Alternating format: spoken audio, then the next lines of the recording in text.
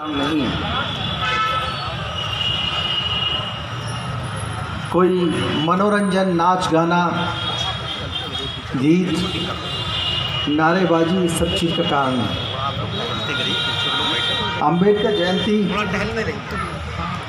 का मुख्य उद्देश्य है जागरूकता, और ख़ास तौर से उन लोगों में जागरूकता जो कमज़ोर वर्ग के माने जाते हैं, महिला, SC, ST, OBC, माइनॉरिटीज़ और गरीब लोग, या जो भी दुखी है, जिसको भी लगता है कि उसकी हिस्सेदारी कम है, उसकी बात कम सुनी जाती है, वो सब लाभान्वित होते हैं अम्बेडकरवाद से। इस जागरूकता के पीछे बाबा साहब का संघर्ष, उनकी प्रेरणा,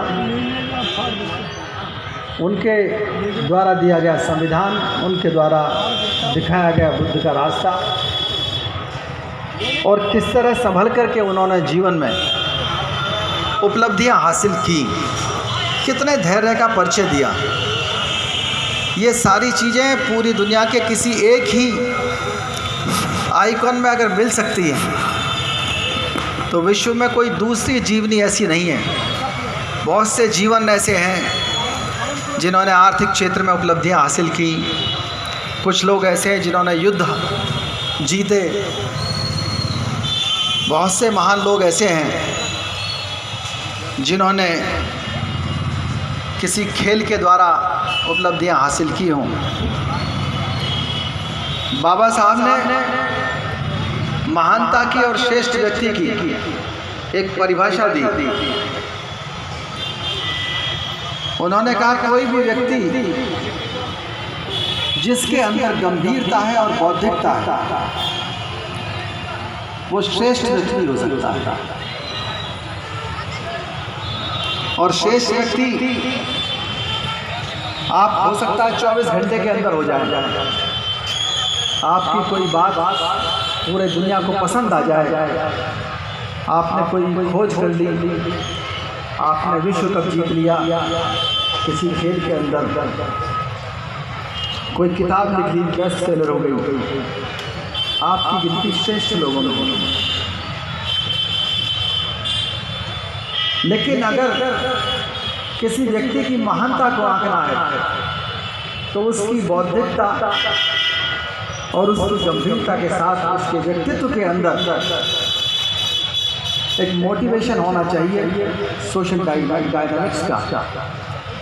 उसमें समाज के चरित्र पर कौन सा स्थायी निशान छोड़ा, क्या सामाजिक बदलाव लाया, इस परिभाषा पर बहुत कम लोग दुनिया में खरे उतरते हैं।